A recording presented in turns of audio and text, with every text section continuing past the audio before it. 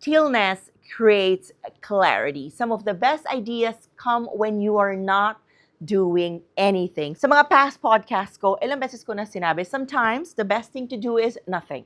Nothing at all.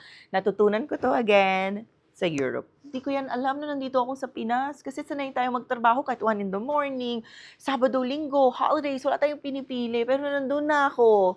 Natutunan ko yung mga tao, nagdunog sila, I don't wanna work. So sabi ko, gawin ko nga din yan. Grabe guys, kumalma talaga yung nervous system ko. Yung lagi ko nararamdaman dati na bigat dito, nawala na siya. Apparently, di ko na siya nafe-feel. So ngayon, nag-try ako everyday. Hindi na ako nagpo-phone mga 3 to 4 hours. Iniiwan ko na yung phone ko intentionally.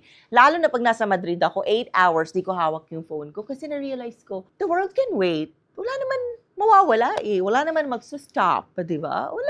Nothing will happen if di ako maka-reply immediately. So even yung access sa akin ngayon ng mga tao, nilagyan ko na ng boundaries kasi na-realize ko, kapag pala hindi ko yun gagawin, people will expect me to reply immediately, gawin ko agad yung inuutos nila.